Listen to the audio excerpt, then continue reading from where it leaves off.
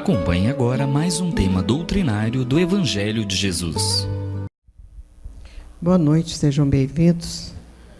Como falamos a semana passada, esta semana nós íamos fazer um comentário diferenciado do texto do Evangelho, sempre dentro do Evangelho, mas nós teríamos um outro foco, exatamente porque esta é a semana em que o Centro de Convenções receberá o 9º Encontro dos Amigos de Chico Xavier. Então, foi feita uma programação especial para algumas casas espíritas, para lembrar, para reforçar esse momento, essa data, que vamos estar trabalhando a homenagem a Chico Xavier. E aí nós fomos fazer uma pesquisa sobre a vida do Chico, mas, sobretudo, fomos fazer uma pesquisa sobre o trabalho do Espírito Emmanuel. E quanto mais a gente estuda Emmanuel, mais a gente se convence que ele realmente é o 5º evangelista.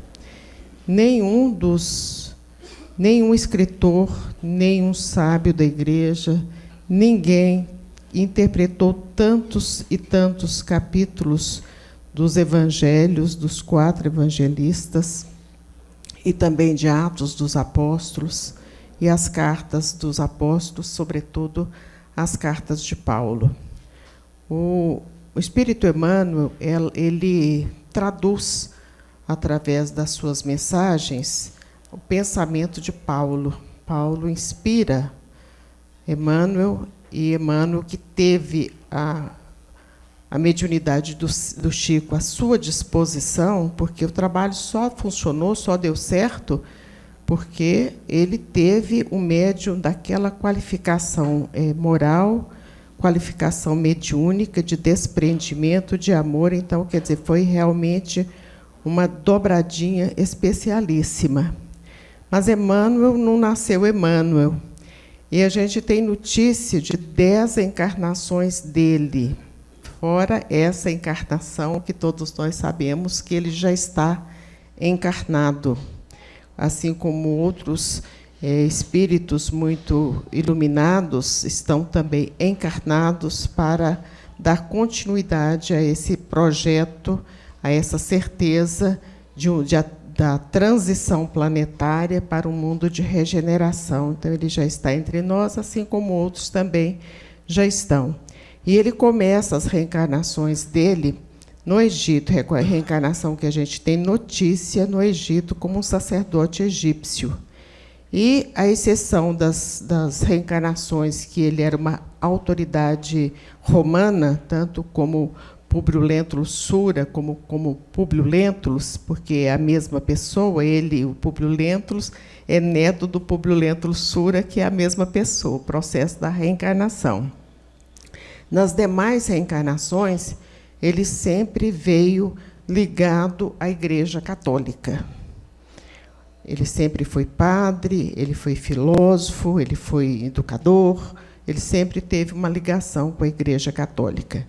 E uma das encarnações mais emblemáticas, mais impressionantes que a gente tem a respeito do Espírito Emmanuel é quando ele reencarna como Manuel da Nóbrega. E aí a gente vai estudar a biografia de Manuel da Nóbrega. Quer dizer, tem muitos livros que trazem a biografia dele.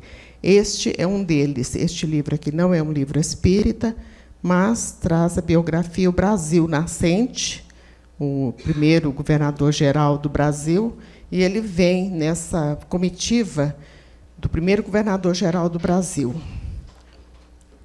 E aqui ele começa um trabalho de catequese.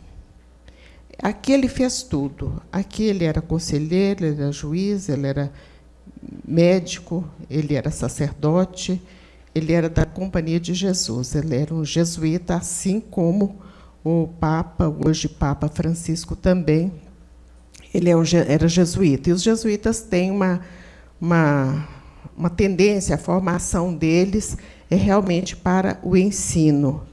Então, quando a gente fala que Padre Manuel da Nóbrega é o educador do Brasil, é o evangelizador do Brasil, toda essa tradição que nós temos de religiosidade, é ele e José de Anchieta que trouxeram todas essas informações. A cruz do Evangelho chega com eles.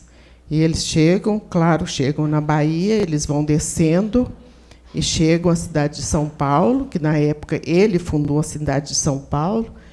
E o detalhe é que esperou o dia 25 de janeiro, porque na Igreja Católica comemora-se 25 de janeiro, a data da conversão do apóstolo Paulo. Então, é por esse motivo que esse 25 de janeiro é a data da fundação da cidade de São Paulo, 1554. Ele instala o colégio e depois ele vai para o Rio de Janeiro. E lá no Rio de Janeiro ele sai, num determinado momento, despedindo das pessoas, porque ele estava retornando para a pátria.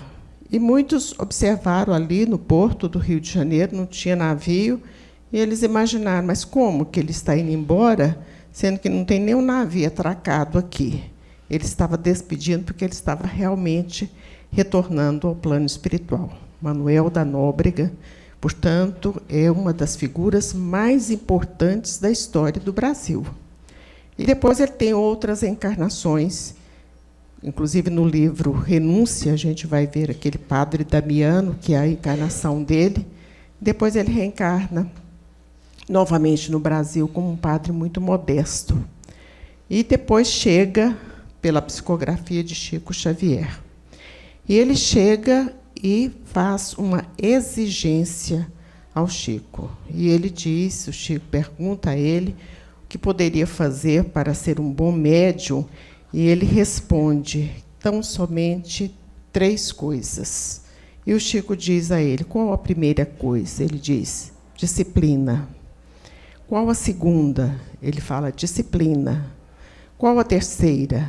Ele fala, disciplina.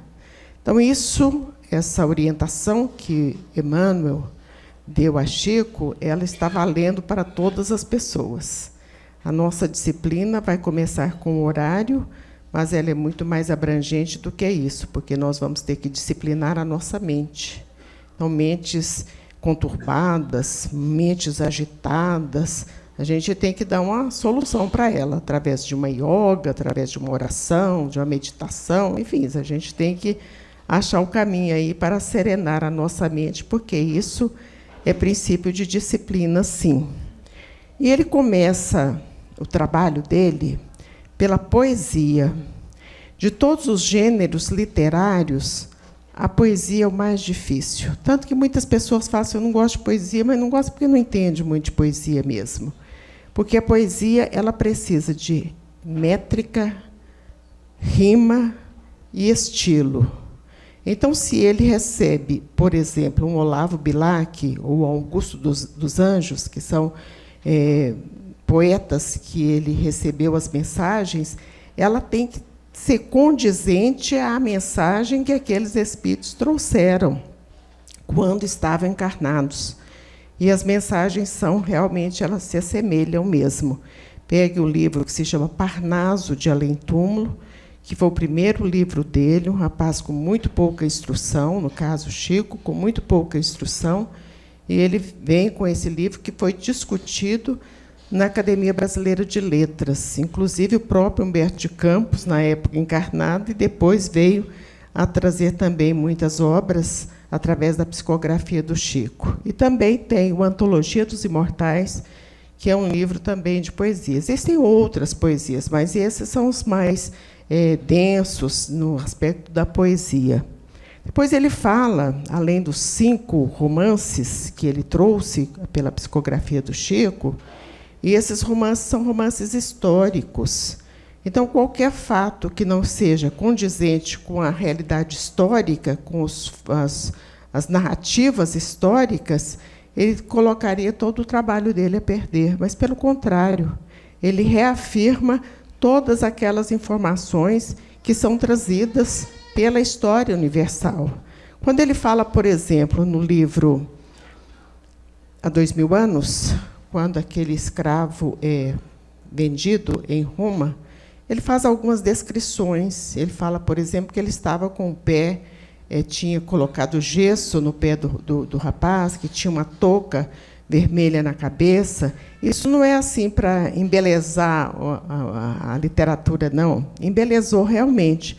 Mas isso é para dizer que, no caso do gesso no pé, era um escravo fujão.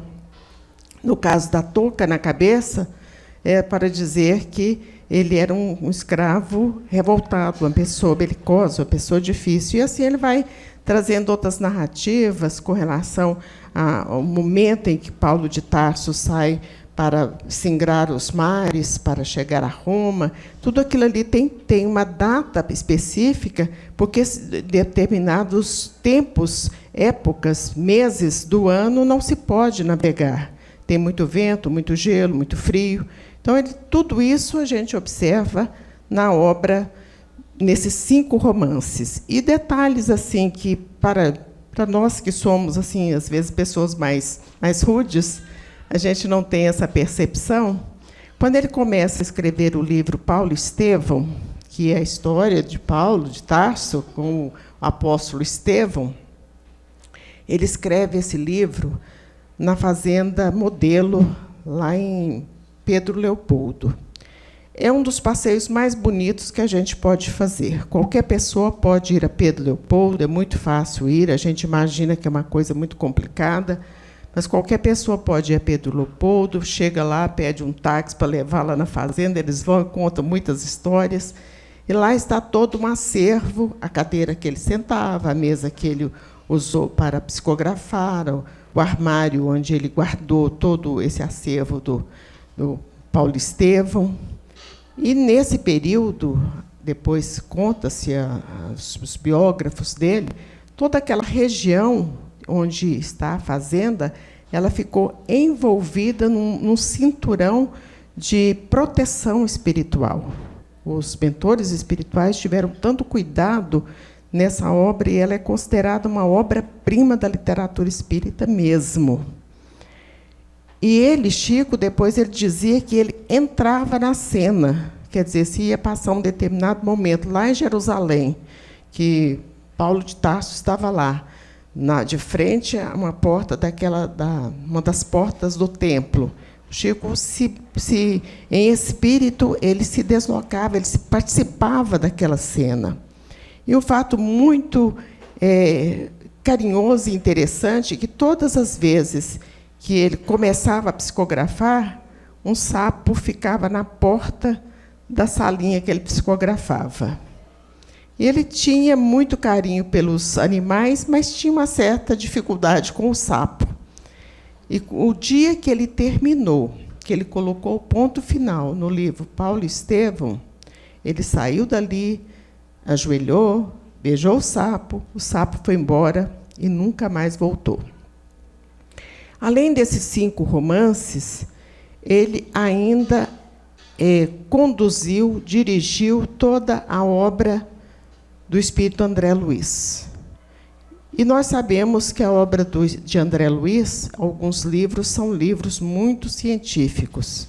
E, para alguém dar palpite em alguma coisa, tem que conhecer. Portanto, aquele monumento de obra, que é a obra de André Luiz, tem a direção do espírito Emmanuel. Ele também, todo o trabalho realizado por Humberto de Campos, ele também dirige, porque toda a obra literária de Chico, ele observou toda ela. Quando a gente lê qualquer um desses livros, a gente vê a presença do espírito Emmanuel. Mas ele ainda fez mais. Ele desdobrou a codificação da doutrina espírita. Por isso, quando a gente fala que ele é o 5º evangelista, é porque, por exemplo, quando ele desdobra, quer dizer, quando ele comenta o livro dos médiuns, ele vai fazer isso através de um livro que se chama Seara de Médiuns. Quando ele vai falar no livro dos Espíritos, e alguns livros ele comenta o livro dos Espíritos, mas, sobretudo, é um livro que se chama Religião dos Espíritos. Esse livro aqui, Religião dos Espíritos, ele está comentando o livro dos Espíritos. E nós trouxemos para que a gente observe a beleza das colocações dele, do Espírito Emmanuel, e não somente a beleza, mas a preciosidade da informação e do aconselhamento, e que a gente não consegue alcançar ainda, para que a gente reflita da necessidade da nossa observância à obra de Chico Xavier, em especial porque toda ela tem o comando do Espírito Emmanuel. E interessante que, quando o doutor Freitas Nobre, marido da doutora Marlene, ele era um deputado federal, um homem muito preparado, muito culto, ele foi fazer uma biografia do padre Anchieta. E ele começou pesquisando os arquivos lá da cidade de São Paulo, para ter um maior conhecimento, um acervo maior da obra, da vida do padre Anchieta. E ele se deparou com uma assinatura do Manuel da Nóbrega. E ele assinava Manuel. Este é a explicação que a gente acha nessas pesquisas, é porque os índios não davam conta de falar a palavra padre. E então ele adotou hermano, ponto. De hermano, ponto, Manuel. Por isso é que algumas pessoas falam assim que é Emanuel. E Emanuel, com oxítona, a sílaba forte no el, é a maneira portuguesa de dizer Emmanuel. Emmanuel, que quer dizer Deus conosco. Está lá no Velho e no Novo Testamento, a palavra Emmanuel quer dizer Deus conosco.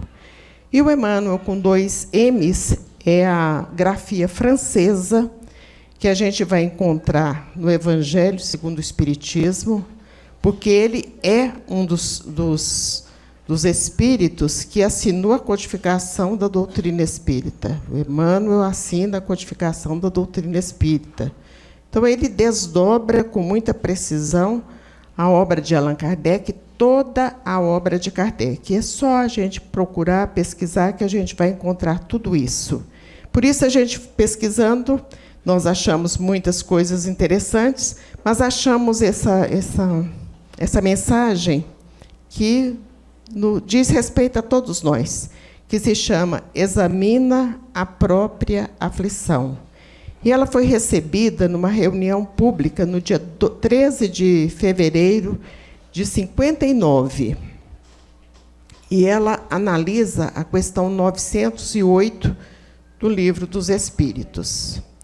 Examina a própria aflição para que não se converta a tua inquietude em arrasadora tempestade emocional. É aquela história da tempestade no copo d'água, né? Coisa pouca. E aí a gente faz uma alarde, uma coisa tão complicada, complicamos a nossa vida, a vida das outras pessoas, e a gente esquece que, em qualquer situação, ainda poderia ser pior. E, às vezes, são coisas assim administráveis e a gente complica bastante. Nós todos somos assim. Aqui no começo estava sem luz. E se a gente se desequilibrasse aqui porque estava sem luz, eu ainda chamei o pessoal para cá, para a sala. Falei assim, antigamente, no lugar nenhum tinha luz e todos estudavam o Evangelho, todos rezavam, todos cantavam, então vamos cantar. Já que não pode ler, vamos cantar. Estava todo mundo cantando porque a falta da energia elétrica não é motivo para ninguém ficar desequilibrado, né? Todas as aflições se caracterizam por tipos e nomes especiais. A aflição do egoísmo chama-se egolatria. A aflição do vício chama-se delinquência. A aflição da agressividade chama-se cólera. A aflição do crime chama-se remorso. A aflição do fanatismo chama-se intolerância.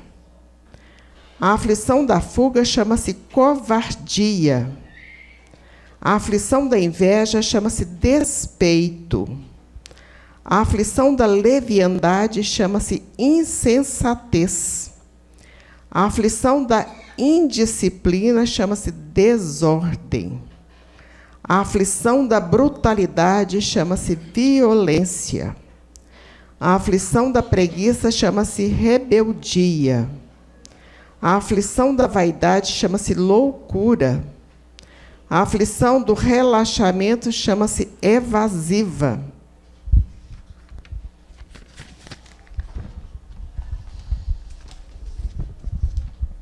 A aflição da indiferença chama-se desânimo.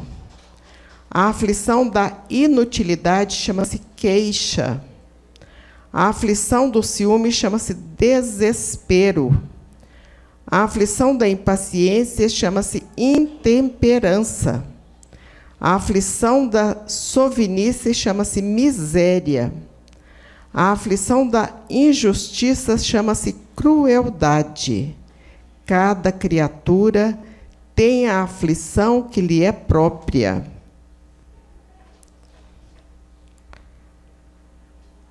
A aflição do reino doméstico e da esfera profissional, do raciocínio e do sentimento.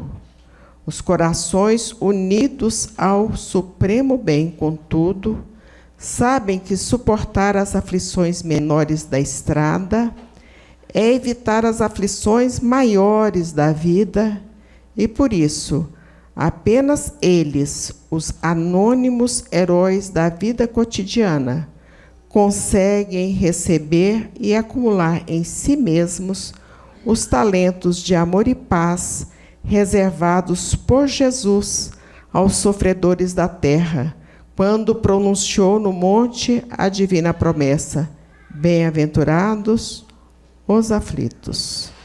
Que ele, Emmanuel, Chico Xavier, Jesus nos abençoe a todos. Muita paz.